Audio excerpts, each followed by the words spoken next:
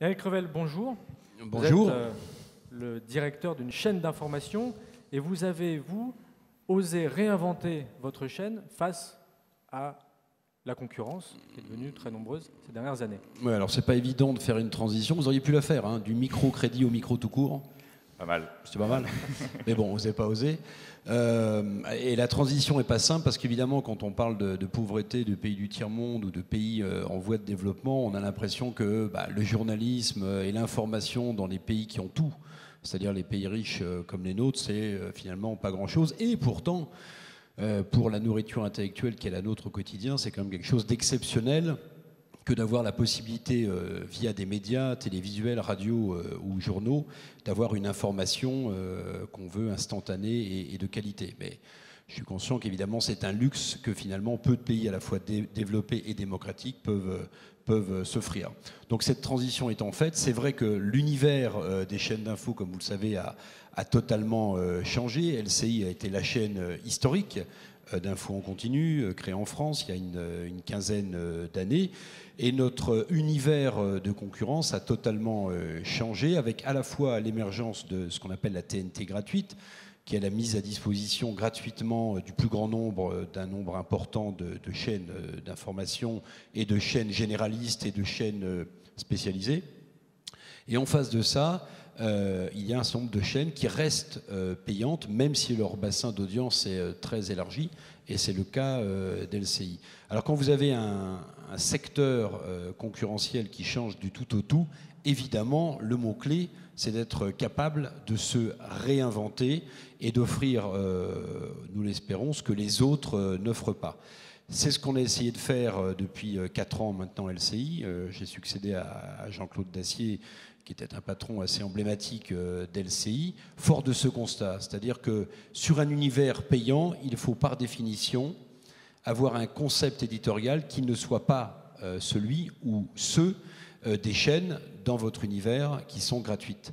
Alors on a fait un pari très fort en 2008. On a dit LCI va se différencier en étant une chaîne certes qui donne de l'information en continu et en instantané, mais surtout qui est capable de décrypter et d'analyser dans la foulée ce que le téléspectateur est en train de voir. Alors c'est à la fois ambitieux, certes, mais c'est une promesse éditoriale sur laquelle on a basé depuis 4 ans le renouveau d'LCI, capacité d'analyse et de décryptage sur des faits que l'on vit au quotidien. Et je ferai une parenthèse évidemment sur toute la séquence que nous avons vécue la semaine dernière, le drame et l'horreur absolue à Toulouse, entre ce que l'on vit et ce qu'on est capable de dire avec des spécialistes, tout en fournissant des informations fiables et de qualité. Pour servir ce concept éditorial, eh bien, on a décliné à côté des tranches d'informations courantes, des talk-shows, des émissions d'analyse et de décryptage. C'est ainsi qu'on a mis en place, par exemple, le think tank avec Olivier Ferrand, qui est le think tank du Parti socialiste Terra Nova, et Ramayad. C'est ainsi qu'on a créé Mediasphère, c'est ainsi qu'on a créé le club LCI, et c'est ainsi qu'on a inventé le concept qui marque, je pense, cette présidentielle, en termes de décryptage et d'analyse, qu'on appelait parole de premier, puisque nous avons recruté, entre guillemets, 2 nouveaux éditorialistes depuis 3 semaines à mois, qui s'appellent Lionel Jospin et Jean-Pierre Raffarin, qui au quotidien, en tant qu'ancien Premier ministre, viennent nous faire vivre la campagne présidentielle telle qu'eux la voient. Donc des nouvelles émissions, du décryptage et de l'analyse derrière les tranches d'information, et puis de l'information qu'on veut exclusive et de qualité. Je vais m'appuyer sur la séquence d'informations, encore une fois, horrible et dramatique qu'on a vécue la semaine dernière, qui est celle de Toulouse. Nous avons été, on n'en tire pas une gloire extraordinaire, mais simplement pour dire qu'on est cohérent et fidèle avec ce que l'on promet éditorialement. On a essayé de vérifier toutes les informations qu'on donnait, certes le plus vite possible, mais pas donner des informations pour être les premiers à les donner, surtout si elles sont fausses. Certaines chaînes ont annoncé la mort de ce terroriste. Nous avions démenti avant que ce soit le cas. Certaines chaînes ont annoncé qu'il s'était suicidé. Nous avions dit qu'il s'était reclus dans la salle de bain de son immeuble. Alors, détail qui peut vous paraître... mais non, il faut donner l'information le plus précisément possible, surtout sur des phénomènes comme cela. Donc on a rebâti éditorialement LCI autour de cette promesse, analyse, décryptage. On est sur un bassin d'audience beaucoup plus contraints que les autres, puisqu'aujourd'hui LCI est sur Canalsat, Numéricable, Orange, SFR et Bouygues en ADSL, donc on n'est pas sur la TNT gratuite.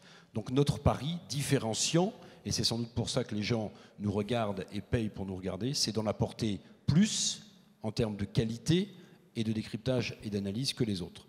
Ça, c'est la promesse que l'on a mis en place donc, autour de news et de talk show. Et il faut aussi se réinventer en termes de diffusion.